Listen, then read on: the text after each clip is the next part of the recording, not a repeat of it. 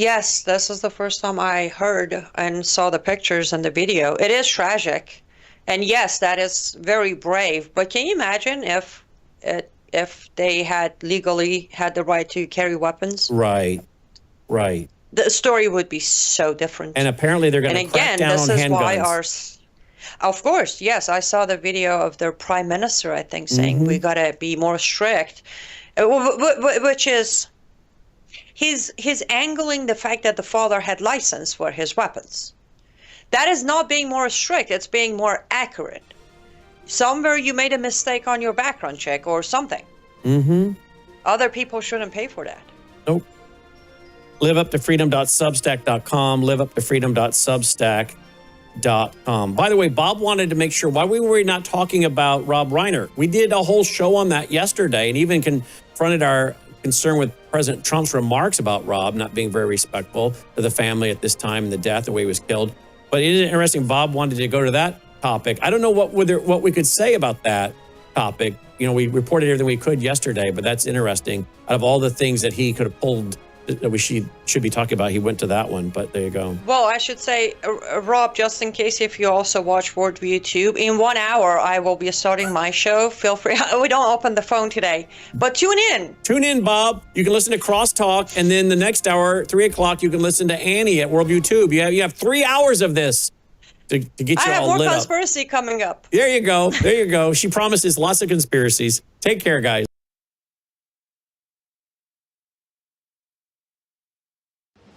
Colonel Rob Maness has a lifelong record of providing dedicated service to this nation. Having worked his way up from the enlisted ranks to full colonel, he served our country for more than 32 years. He has served as a bomber squadron commander, bomb disposal technician, Joint Chiefs of Staff Operations Officer, assisted the National Security Team with the campaign plan for the global war on terrorism. He authored the first theater nuclear war plan and served as the Vice Commander of America's largest airborne intelligence wing. Colonel Rob Maness is a true American hero.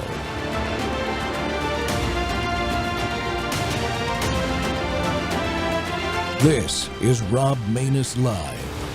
It's like, those things kind of penetrate, and now, so that's where we're at. I mean, how can't we just defend, a lot of these views and not just call it what it is? Anti-Semitism is a worldwide scourge, and it's constantly demonstrated to be deadly, and it keeps manifest itself in these things, just like what's happened now in Australia, too. That's right. And Senator, a moment ago, Lindsey Graham was with me, your colleague from South Carolina, who said a warning to anyone who is trying to say that there should be a Palestinian state. If you create a Palestinian state, what you will get are more killings of Jews. Do you agree?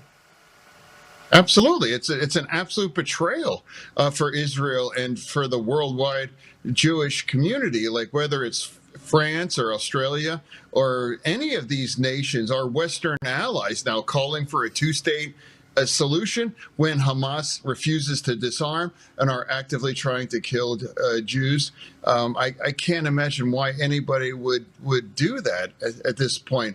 That is not the appropriate reward after 10/7 and this thing. So I absolutely support Israel's continue to take out leaders from Hamas and Hezbollah as well, too. They need to be held accountable. And I do hope they can work together with the American forces in Syria to take out the people responsible for taking 2 American lives in Syria just yesterday now, too. Welcome back to Training Tuesday, folks. The Rob Maness Show's live on Worldview Tube and our X Spaces simulcast. Well, the building attacks on Western civilization are strongly indicating that leftism, Islamism, anti-Semitism, influencer propaganda, and justice failures are merging. I know it seems like I've been harping on these things a lot lately, but the reality of what is actually happening is very important for all of us to understand from multiple perspectives. Over the last week, we've seen a worldwide string of Islamist and leftist attacks and planned operations revealed that appear to be synchronized to grab headlines, to terrorize, to kill Christians and Jews and conservatives during this holiday period. It's incredible what's going on. Americans, Europeans, and Israeli citizens are the clear targets during holiday separations and gatherings in groups such as happens at universities. Sadly, the continued failures of law enforcement, even with some successes that we'll highlight one, continues to provide disinformation fodder to propagandists and influencers like Candace Owens, who is in the news incessantly spouting her wacky conspiracy theories from Charlie Kirk's murder, nefarious intent by Israel, and even stating Erica Kirk was involved. And I'm sure you've all seen that they met just yesterday, and more to follow on that. We have to discuss these issues openly and factually in order to enable Western civilization, our civilization, to defend itself and defeat this evil that is upon us all. And my guest today to discuss all this is Stephen M. Abramowitz, and Steve is the CEO and editor of HeartlandJournal.com, host of the Heartland Journal podcast. The Heartland Journal is the original hometown print newspaper from Mill Creek, Washington, founded by an 82nd Airborne Army veteran dedicated to truth and patriotism. Steve, welcome back to the Rob Maness Show.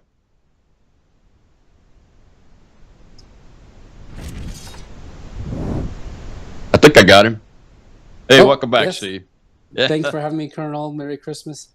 Hey, I appreciate you coming on. Once again, on short notice, second day in a row that old Maness here is having guest issues. Luckily, I've got access to a stable of champions, and Steve is one of those. So I appreciate you coming on, man. Merry Christmas. Yes, thank you for your service. I'm sorry that we have to keep talking about these things, man, but I know you've written about each of the issues I want to touch on today. The first one is the rise of anti-Semitism that we've been talking about for quite a while, especially since October 7th, not just in independent media like this show or your podcast, but really even at the national media level. But what were your initial thoughts about this Australia attack that just occurred when you heard about it?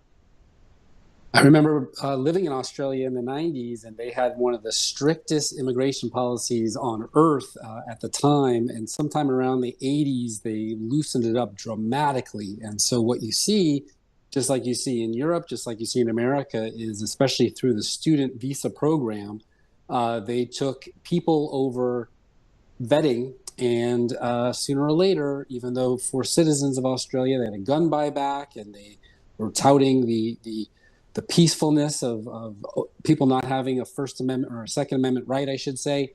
Well, it came back to bite them, and it just so happens to be the evening of Hanukkah.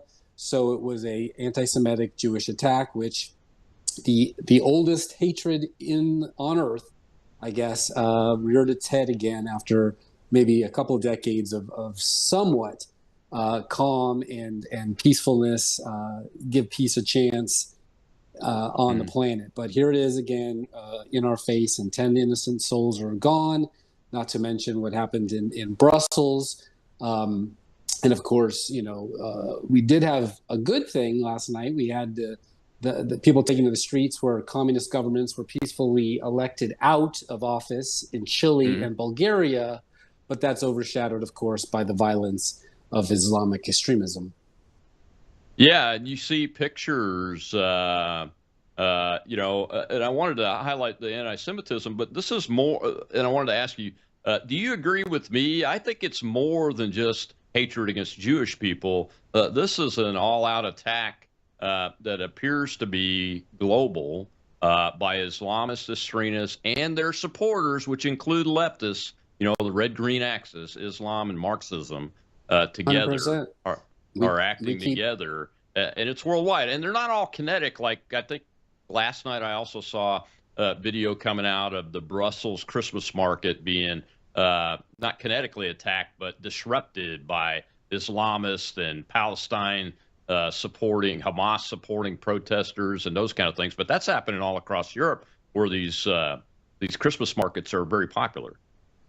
It's all over the world. I mean, Nigeria is killing Christians too. I mean, they keep covering up for it and making excuses for it as if it's not happening. I mean, They aren't even allowed to say at the police department at Brown whether or not he yelled something. I doubt it was the Notre Dame Fighting Irish fight song or Remember the Alamo, you know. So if it turns out it was Allah Akbar, we know who our enemy is. But, you know, the husband of the mayor of Providence, Rhode Island, has an ex-post of himself with Free Palestine flag. So I guess they just don't want us to know. The whole Gays for Gaza never made sense to me, since they don't allow homosexuality in Gaza or Qatar, for that matter. They kill them there, right? So more actually flee to Israel for asylum from their fellow refugees than anywhere else in the Middle East. Transgenders too, and they're actually taken in, lovingly accepted, not killed. But Israel is the bad guy at the UN always. So between influencers and the UN and the WHO and the list goes on of institutions that are global, the ancient blood libel of how Jews are the terrible enemy of everybody's problems, it just goes on and on. Yeah, it's and the anti-Christian hatred is almost as ancient. Obviously, Christ was Jewish, and the apostles were all Jewish but one, I believe. And that has carried forward too. All the apostles were executed in one way or another and martyred, and the martyrdoms have continued on. And now we see, you mentioned Nigeria, but there's something with this Brown thing I want to dive into a little bit more in the next segment that I believe has to do with Christianity, but it's crossing. It's crossing ideological lines, not from a political perspective, but it's more than just that this young lady, one of the fatalities, was a staunch Christian. There's more to it than that, I believe. And I wanted to ask you, what do you think is the specific danger from all these political and government officials essentially either lying by omission or lying about the facts in these cases where, in this case, you have the perp on the loose at Brown? That murderer is still running around somewhere in this country. I doubt he's been able to get out of the country at this point just because of the timing involved. What are your thoughts on this lack of truth, transparency? And this goes all the way from the highest levels in the federal government all the way to the lowest level in law enforcement. Yeah, I mean, I think it was inevitable, you know, leading up to October 7th and immediately after, we had this incredible amount of money spent by Qatar to make their image be a peace-loving part of the Middle East, one of the, you know, bring us into the world of nations, and we were going to behave. And then, of course, October 7th has and immediately went into a PR spin to be able to say, like, hey, it wasn't us. It was Iran. It was, you know, these Gaza refugees. It was anyone else but us, while they were walking the halls of Congress, making friends and influencing people. And so what we got was all of a sudden some conservative influencers, people who had been brought into the MAGA world, whether it be the Tates or the Rogans or the Tucker Carlsons or the Candace Owenses, who immediately divided the Make America First from the MAGA crowd. Sorry, America First versus the MAGA crowd, Make America Great Again crowd, which is not going to help us much in the midterms. And so then you see, like, okay, we just heard John Fetterman, one of the only Democrats able to say that out loud. I don't know why he thinks he's able to, because he's been Christianity and Judaism have been run out of the Democratic Party for a long time, ever since they had a voice vote of taking God out of the convention in the 80s, 90s. But we have on our side, you know, Lindsey Graham has made some good, nice comments, but Senator Tuberville literally has been designated a right-wing extremist by CARE, which is the terrorist organization that the government, American government, has designated a terrorist organization because of the Holy Land scandal that they had not long ago.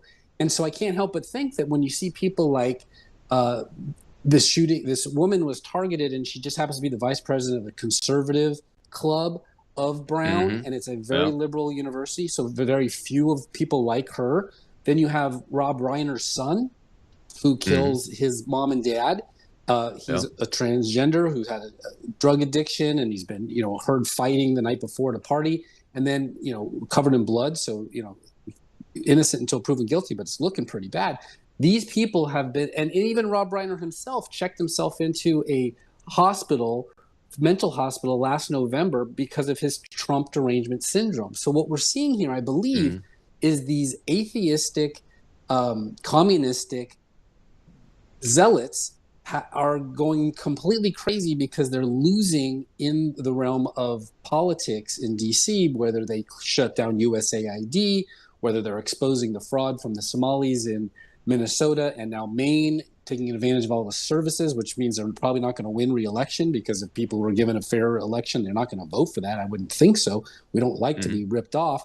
So we're just, and the influencers aren't helping. They're whispering in people's ears, like Megyn Kelly, telling them that everything is not what they believe and what they see. When they can see it for themselves, now they can't have a trusted voice in the conservative movement to actually say, no, Republicans are the solution to your problems. Democrats have caused these problems. So long story short, I just think that the whole quasi-religious, political, Western civilization melting pot of ideas has gone completely sinister, and it's leading to violence and death, unfortunately, because that's what they always do. They'll lash out with guns when they can't make their case with words. Yeah, and in the middle of all that, you have institutions like the Department of Justice, local law enforcement, the FBI in failure mode quite often, more often than not, really. Even today with the new administration, it's still quite a bit of failure, and we'll talk about that in the next segment. But we got to take a break right now. And leading clip will be about this Brown University assassination. I believe it was an assassination on at least one of the people in there, maybe all three. We'll be right back with Steve Abramowitz.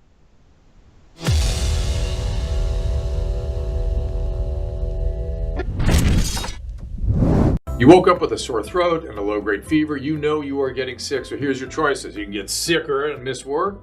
Try to see a doctor this week, or sit hours in a crowded waiting room at urgent care. I have a smarter option for you. Open your medical emergency kit. Match your symptoms to doctor-recommended prescription in your booklet and take the right meds now and get well faster. This is not a first aid kit. It's like having an urgent care in your home. It includes doctor-prescribed medications to treat over 39 medical issues like respiratory infections, strep throat, pneumonia, UTIs, and more. No waiting to see the doctor and no standing in line at the pharmacy. It's right here.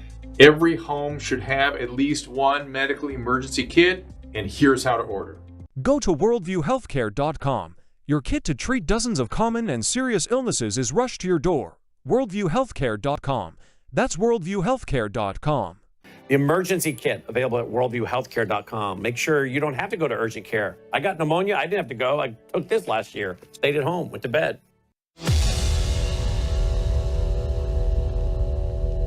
I mean, they got the guy's height, they got his weight, and they go, well, you want to update the country on what this guy's ID looks like? And they go, we'll put it on the website. Right. You have millions of people watching the press conference live, and you don't want to tell anybody? You say, oh, I'll put it out on a website? Come on. Is the guy 220? Is he Caucasian? What? They didn't even do it. And then they get the timeline wrong, like Dana said. I couldn't hear a word he said. Everyone's trying to back off. No one knows what's going on. It's 3 days later, after a gunman walked into an Ivy League university building and murdered the vice president of the College Republicans, killed 2 people, injured 11, and walks away. We don't know where he is. We don't know what he is, and doesn't seem to be that concerning to the people that were delivering that press conference. This was a premeditated target attack. The guy was casing the facility beforehand. They have 800 cameras at this university. They didn't have a camera at the entrance to the building, so you can see who goes in and out of the building. This is stupid. I feel bad for the people of Providence. I feel terrible for the people of Brown University. And they have to get this together. It was 20 minutes after the shooting took place that they even sent out an alert to the student body. They never even had any sirens going off on campus. They didn't even do it. They blew it. And then they got the wrong guy and said, oops, okay, well, never mind. And then they say, trust us, the place is safe. Well, I'm sorry, no one trusts you guys. It's a mess up there. And I really hope they get this guy soon, because every day that goes by, you know what I mean? Welcome back to the Rob Maness Show. And Western civilization is under attack, and it's a series of attacks that appear to be synchronized. I believe they are synchronized around the world, and it encompasses liberals, Marxists, jihadis, Islamic jihadis, the hatred for the Jewish people, the hatred for Christianity, and the hatred for Western civilization altogether. And it's being done by people that have migrated into these countries, whether legal or illegal, it doesn't matter. Islam is not compatible with Western civilization or governance at all, but especially not your civil rights and your ultimate inalienable right to life. This is the kind of behavior, that little clip from Waters there, he's just expressing a few of the frustrations that we all have with the failure of law enforcement at Brown University and the surrounding state in Rhode Island and city and Providence that's happening there. My guest today is Steve Abramowitz. And Steve, we talked a little bit about this incident in the opening segment, but let's dive into this. Reporting just before I came on the air added some facts. One eyewitness said that I think it was the TA, the teaching assistant, said he locked eyes with the shooter, and then he started firing with a very big gun. Who knows what that means? But we were told initially there were 40 rounds fired.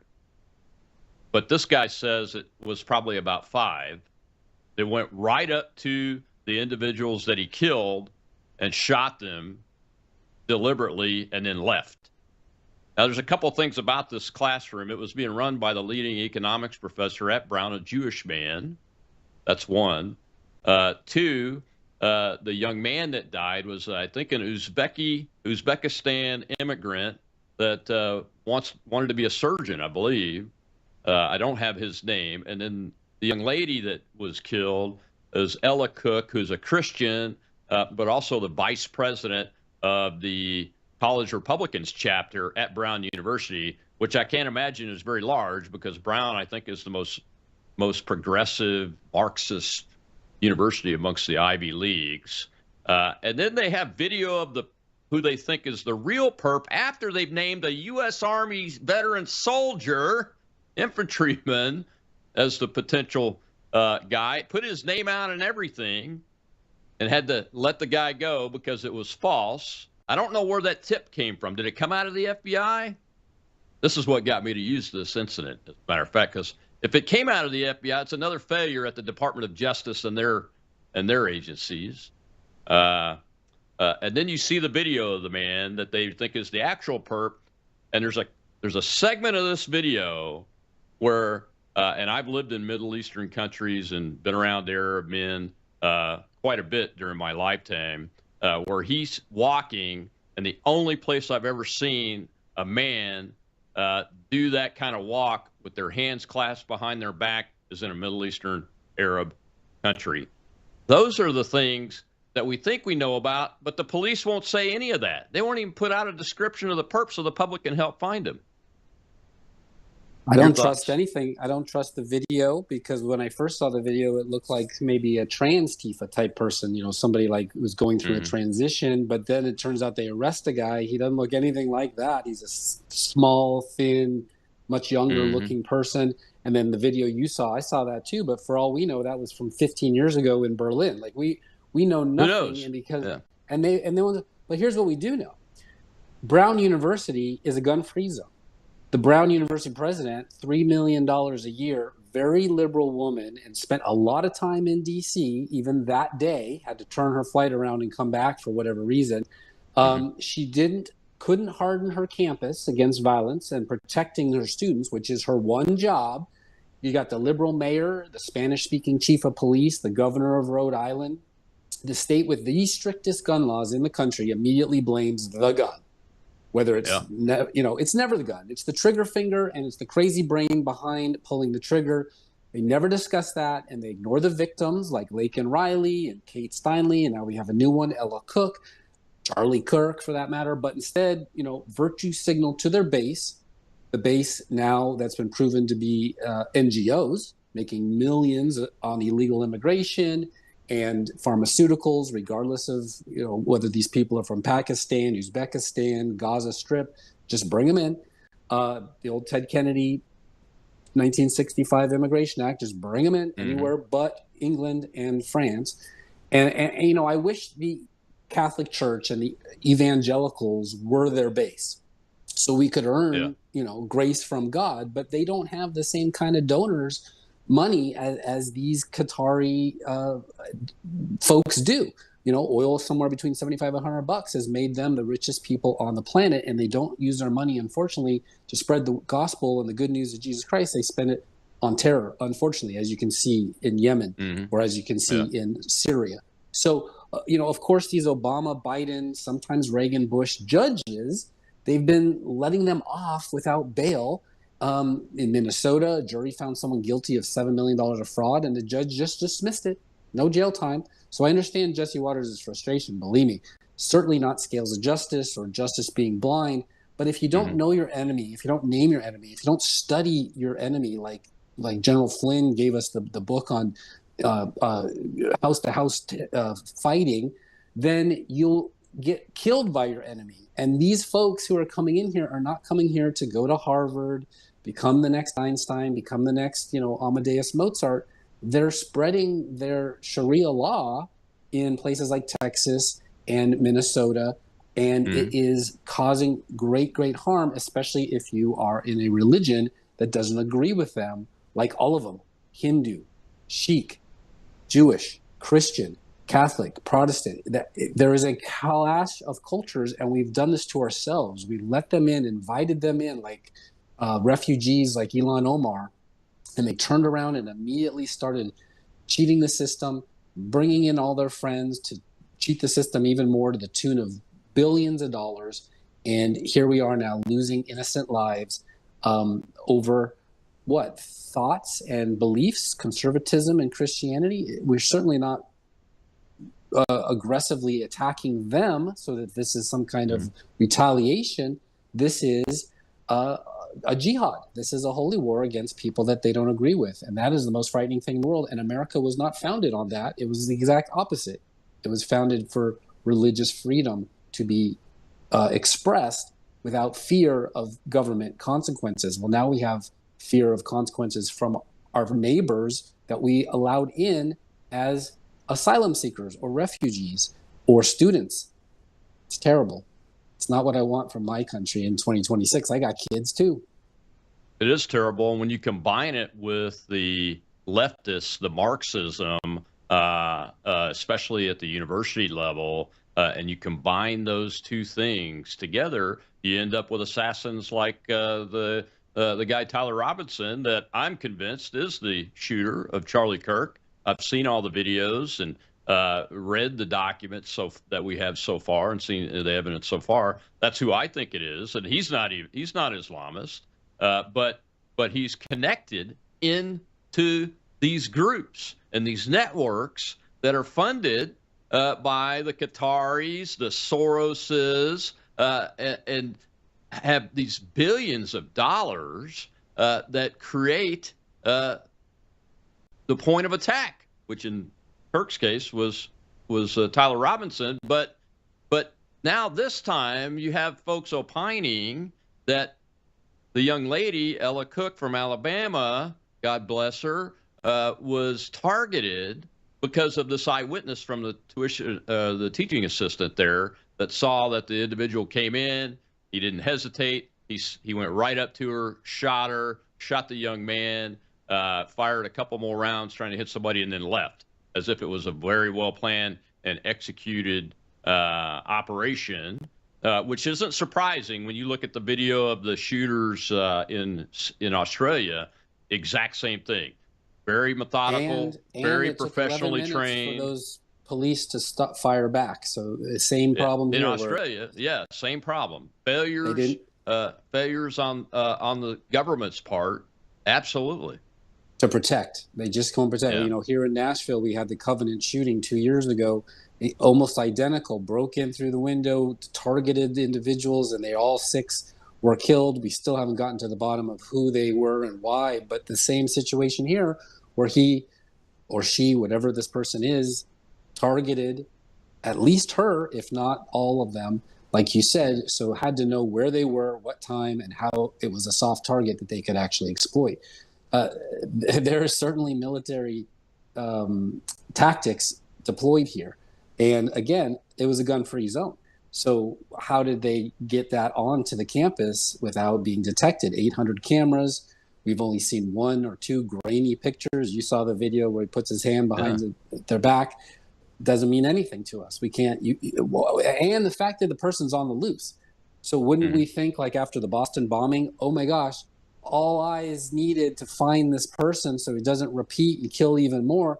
They seem to be like, it went. You know, it was a little mishap, a little misunderstanding. Some people did some stuff, like Ilhan Omar said. It's really quite shocking because, again, $100,000 a year. If I was sending my child to Brown, I would have an assumption that they would be secure and safe and protected.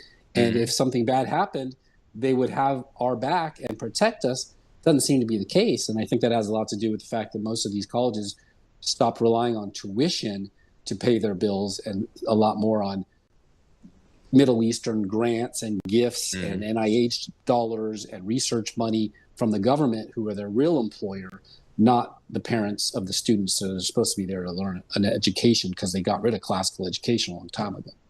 Yeah.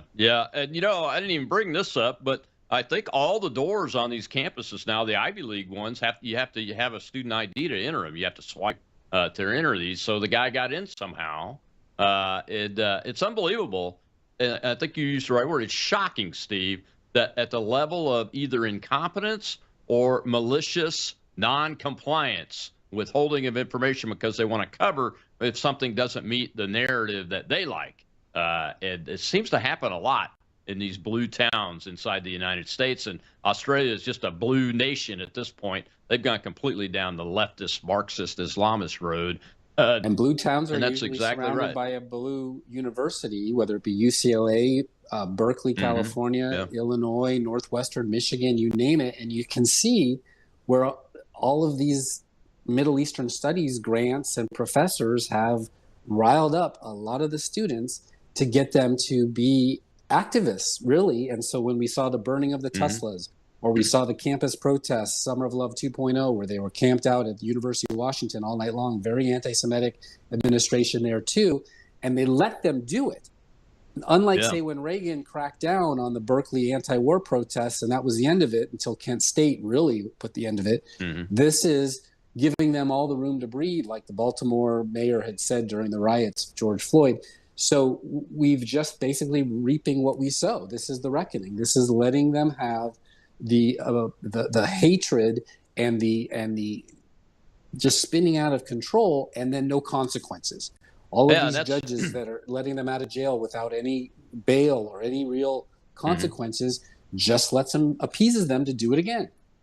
Absolutely right. We got to take another break. When we come back, we'll see one of the successes that I talked about, but it's the success is okay on the part of the FBI and the Justice Department, but it's the arrests in the group that I want you to pay attention to, because these aren't your ordinary Islamist jihadi terrorists, but that's their mission. We'll be right back with Steve Abramowitz. It's Training Tuesday. You need to pay attention.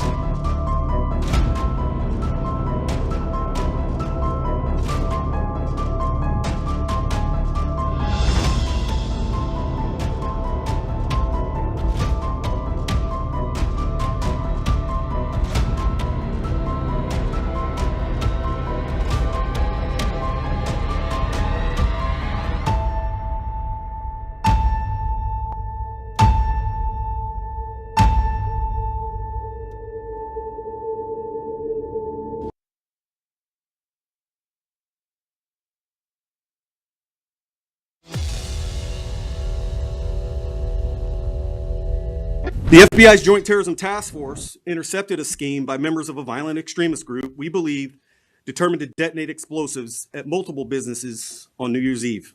Last Friday, the FBI arrested 4 of those subjects. The 4 subjects are members of a radical faction of the Turtle Island Liberation Front, a violent, homegrown anti-government group. The subject arrested envisioned planting backpacks with improvised explosive devices to be detonated at multiple locations in Southern California. These bombs were to blow up at the same time on midnight this New Year's Eve.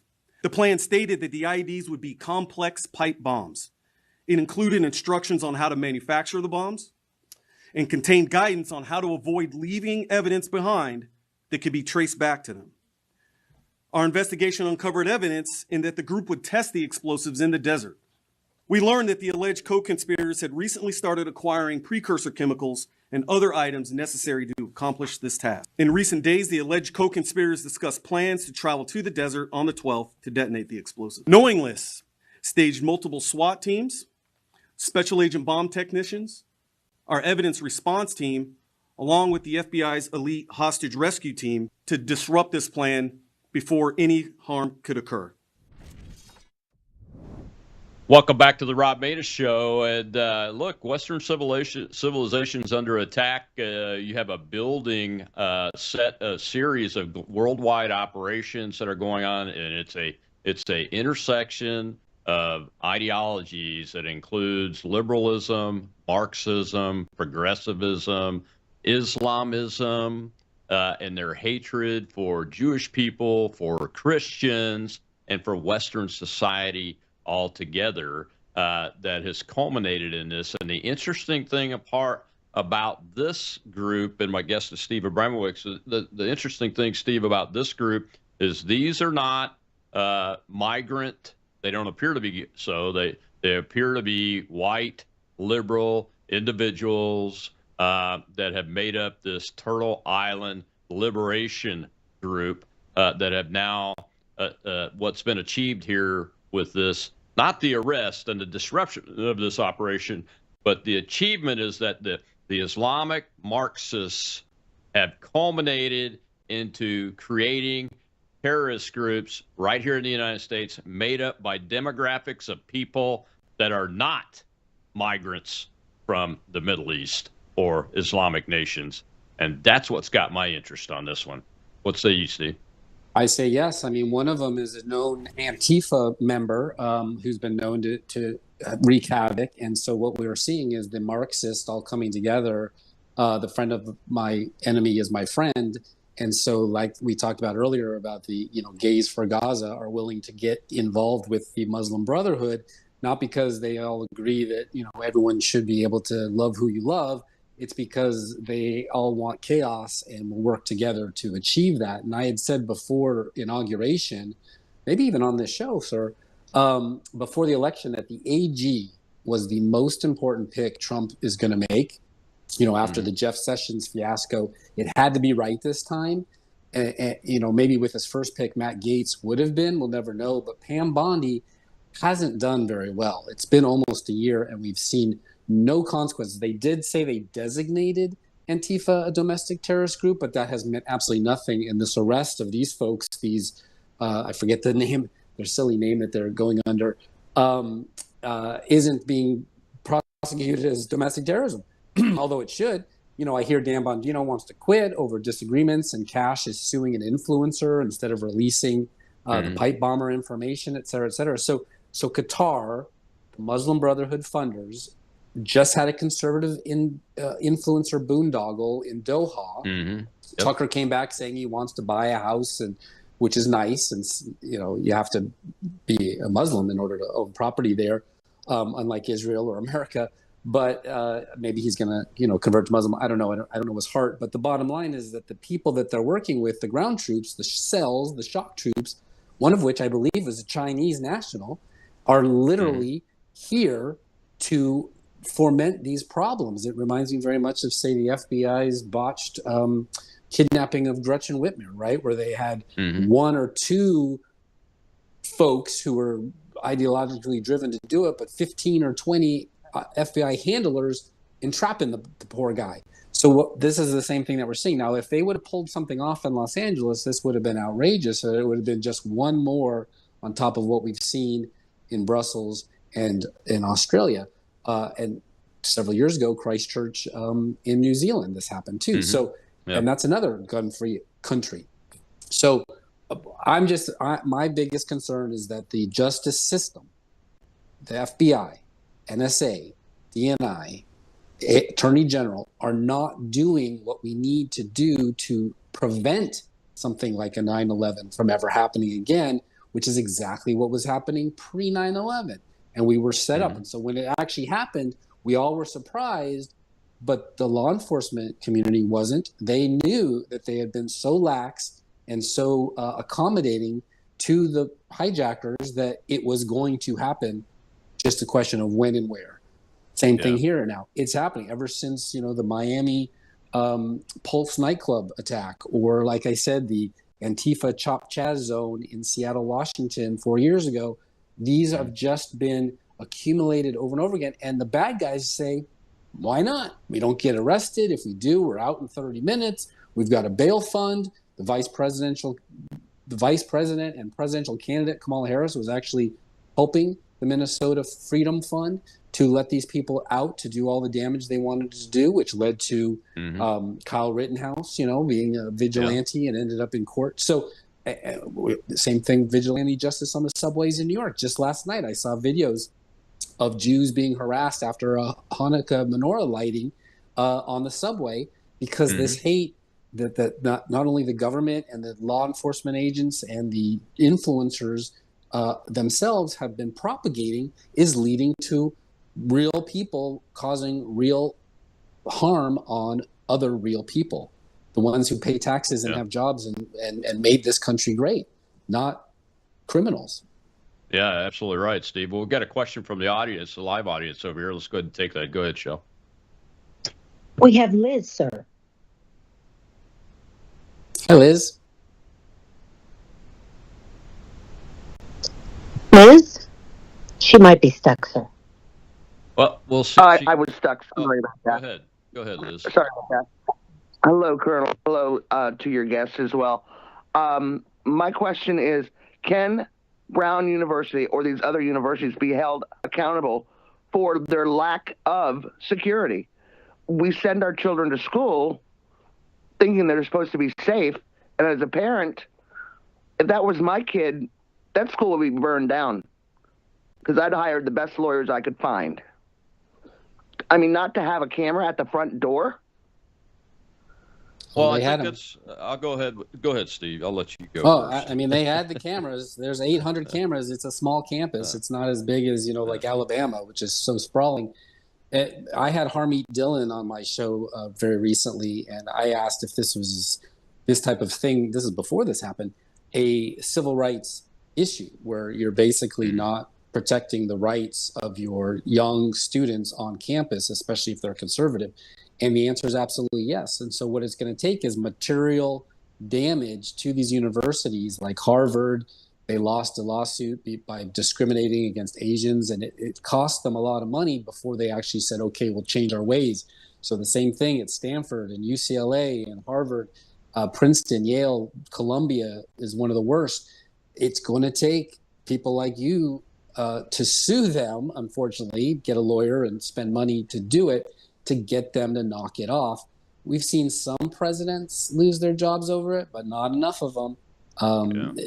From small universities all the way up to large. I don't know why their hiring practices have gone this route, but it has been a bastion of anti-Semitism, and it's now leading to students not being safe. And 99% of them want to be there to learn, right? The 1% that are the agitators that came here just to be activists and lobby their fellow students against the administration is not good enough to protect. They really should be looking out for the majority, not the loud minority. Yeah, I'm glad you said that about the campus. It's very small. I've been there. I went to Navy War College in Newport, Rhode Island. I was in Providence and in and around this campus many times. It's very small, and it is covered with video cameras, and it's very damning, Steve, that The videos that have been released are from home security cameras around the area. They're not from the university system, and they're not from the law enforcement unit, that's the police department at the university, or the state authorities, or the FBI. They're from none of the places where you could say, okay, it's reliable because so-and-so, such and such institution captured the data and is releasing it to the public for a purpose, which is to capture the murderer, who is, I'll say it again, Jack Posobiec was talking about this a little bit ago on his show. The murderer is still on the flippin' loose, people, and these people in authority are not releasing the details of what he or she looks like, where exactly they might be from, or anything. It's exactly like UVA after Charlie Kirk was shot. All the video footage we saw were personal cell phones of people who were willing to share it. It wasn't the UVA cameras, and we know that they have a ton of them. And for all we know, if you listen to Candace Owens, the murderer is also still on the loose. Could be the same person from yesterday. We have no idea because the official authorities have corralled all that, and they won't share it with us for whatever reason, whether they say it's national security or who knows what. So that is one of the biggest problems, is that in the era where we finally get to the bottom of who killed JFK after 50 years of conspiracy theorists and libraries full of books about it, they finally release it thanks to JFK, Robert F. Kennedy Jr. and Donald Trump, and now they've created about 50 more on things like Charlie Kirk, and now this is going to be for Ella Cook, because they refuse to just level with us that we have a problem. And it makes you immediately have to default to the idea, if they won't tell you he yelled Allah Akbar before shooting, he probably did, because what else would they want to hide from us? So and that now causes a problem. It's very dangerous. It's very dangerous. It's so dangerous, and it's so unnecessary, Colonel. It doesn't have to be this way, but for some reason, the FBI, whether it be under Trump or under Chris Wray, they think we can't handle the truth, I suppose, or else they would give it to us, and then we're left to believe it's an ulterior motive, and we don't get to know what that is. So to the callers or the listeners' question, you can't trust your kids at these universities anymore, because whether you're paying $100,000 a year or $50,000 a year, they're not going to have their backs waiting that long for security. Your money's not going towards security because they don't believe in security, apparently. And then you have to go and look and say, well, what's the background of the president? Remember we had Claudine Gay plagiarizing, but she became president of Harvard, the biggest baddest institution in our country. Something is rotten at the university system in America, which used to be the best. And I think it has a lot to do with the fact that they were willing to cater to their donors, their masters, which is, I have a whole list of a whole bunch of not our friends from the Middle East, giving them money to teach the way they wanted us to teach. Absolutely. And when you combine that with the influencer propaganda stuff that's going on, I want to devote this last segment after this break to that issue. Because we have to figure this out, and the way to figure it out is the truth and the facts, transparently addressing all of these things, and that's just not happening yet. We'll be right back with Steve Abramovich.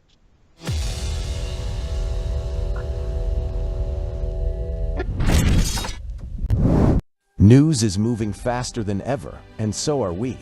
Worldview Tube brings you 24/7 live stream coverage and now real-time alerts when it matters most. Once you have the Worldview Tube app installed, exit the app and navigate your way to Settings. In Settings, locate the tab labeled Notifications. Select the Notifications tab. Scroll down until you locate the Worldview Tube app icon. Select the tab, and here you can turn on and customize your notification experience for the Worldview Tube app. News doesn't wait, and neither should you. Turn on push notifications to stay informed. Every headline as it happens.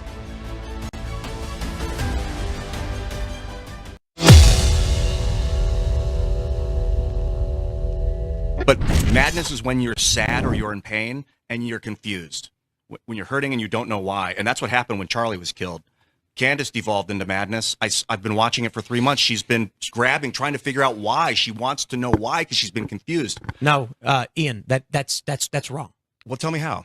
Okay. I'll say things that I probably shouldn't say, but I'm going to say because I always get super heated on this. Candace Owens has the same security team as Turning Point and Charlie Kirk did. She's lying. She has the same security people. I've been digging into this. I've been meeting with people and talking with them, and I shouldn't say too much because there's more that's going to be coming out soon, because rest assured, people are filing legal paperwork against her. Candace has the same security team, or has used the same security companies and the same security personnel as Charlie and Erica did. So when she comes out and is questioning them, she is lying outright. Now, I've invited many of these people to come on. We'll see what happens. We'll see when they can. The issue is, the moment Candace goes on her show to millions of people and lies, litigation begins. And what happens when litigation begins? People don't do interviews about it. She is exploiting this, and she knows she is, to keep people wrapped up in this insanity. There it is, folks. This Western civilization building attack includes these influencers, the propaganda narratives that are merging with these ideologies like Islam and Marxism and Christian hate for Christianity and hate for Jewish people and hate for the state of Israel and hate for the United States of America are merging in this attack on Western civilization worldwide. And Tim Pool there from Timcast said it exactly right. Candace Owens is lying. She is lying. And you should go watch some of his episodes recently about this, because Tim is spot on the target. And it's a challenge, but censorship isn't the answer to it. My guest today is Steve Abramowitz. And Steve, you've written about the appeasement of influencers a while back in the algorithms on social media and those kind of things. Why is she just outright lying to the American people and causing all of this fracturing and friction? Well, the why is a little different of a story, but the how certainly makes sense. One of my most popular articles I've ever written was called Tickling the Algo, which is basically explaining how you look for what's trending on TikTok or X today, and you make a month's worth of content out of it so that you can get your clickbait all month long with just enough truth to make you interested, but a whole bunch of lies to make it salacious. And you make millions of dollars doing it. If you're a big influencer like Tucker and Candace, you can make hundreds, or if not thousands, if you're small like me. So I have just been talking about it in the exact opposite mirror image: discernment. You have to read between the lines, because unlike the evening news or newspapers, even cable news can get away with this. Us podcasters aren't under the same rules as FCC public airwaves. So when they say just asking questions, they really mean they're leading the witness or propagating a narrative they want to, or paid to. So like Qatar, most people can't find Qatar or the UAE on a map. So if those two are carrying the water for them, we really don't know if we're not up on our ancient biblical rivalry information, between Hagar and Abraham and all the rest. So we know these things, you and I, Colonel, because you're studied and you're learned and got some discernment. But the average listener who's out there exercising on the treadmill and they've got Candace in their ears, or they came to her because of her Blexit movement, and so maybe you were considered low information at the time, but now you feel like you're high information because you're getting it from a source like her. The problem is it's not a trusted source anymore. It's not Walter Cronkite or Tom Brokaw. It's Candace Owens, who can say anything she wants on her podcast network. She can lie, cheat, steal. Doesn't really matter. She could sell you products that may or may not be good for you. It doesn't matter. Megyn Kelly, the list goes on. Joe Rogan, you name it. And they're not news people. They're opinion guys. It's like it's like going to the newspaper and reading the opinion section to try to get your news about what's happening.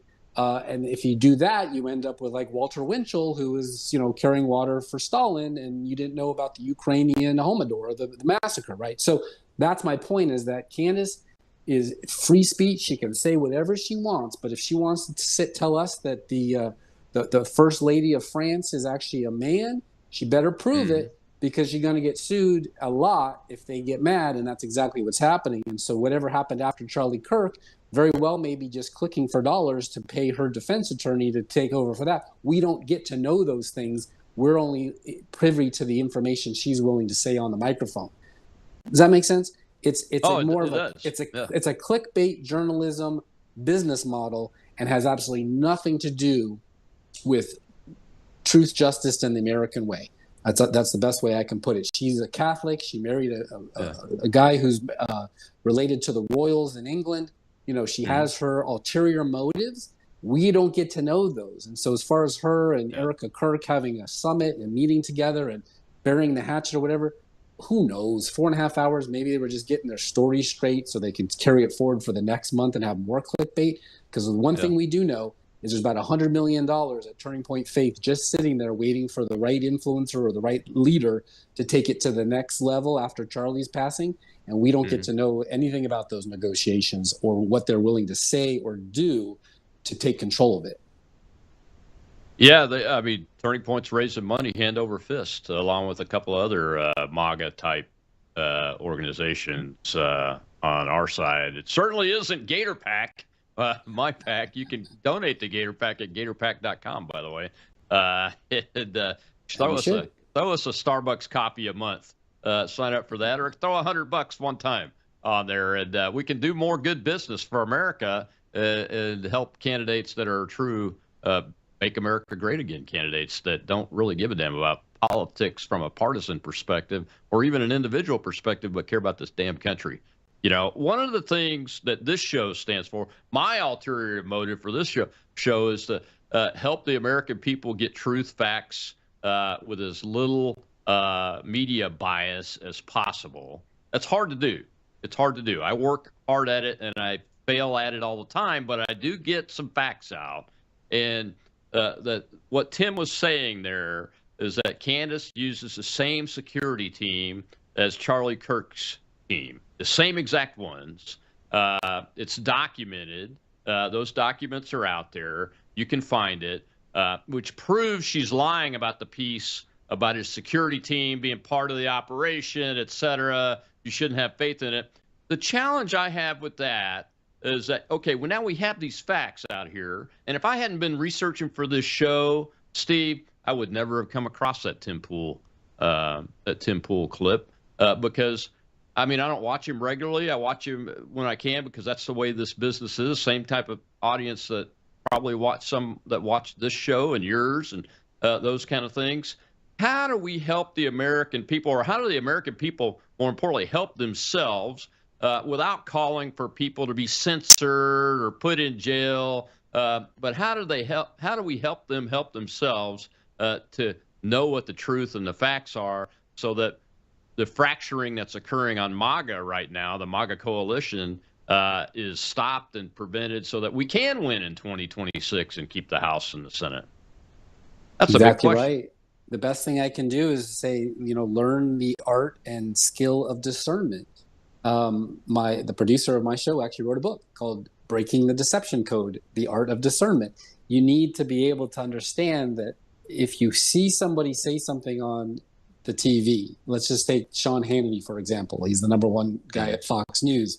If he were to come out and say to you, hey, vaping is really bad, don't do it, I would never do such a thing. And then you see a clip of him between commercial breaks vaping, you now know that you're listening to a false prophet, so to speak, right? Somebody that shouldn't be telling you advice like that, like a hypocrite. Sorry to pick on him, but I just came to my mind.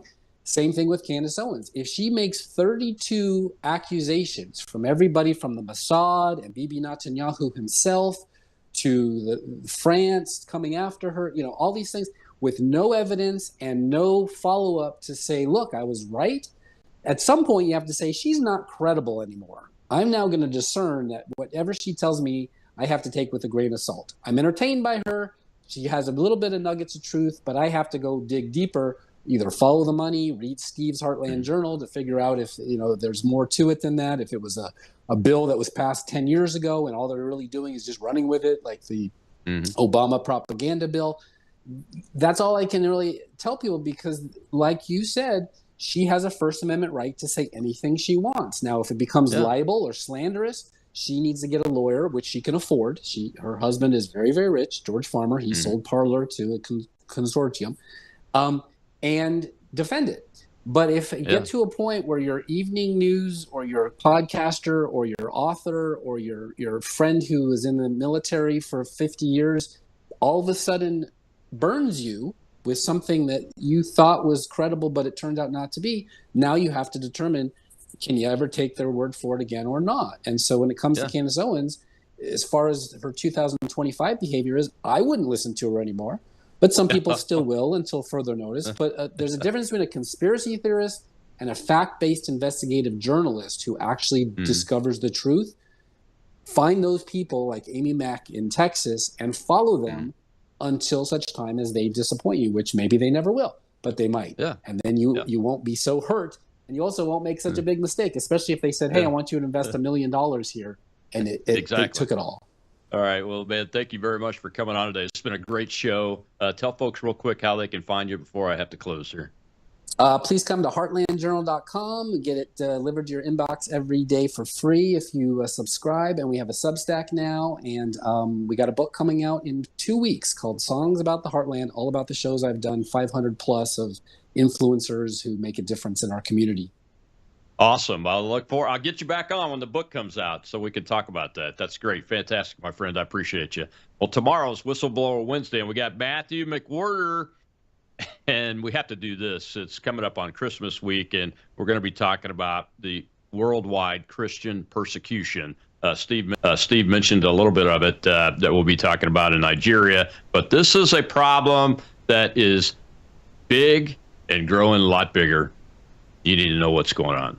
I'll see you then on The Rob Maness Show.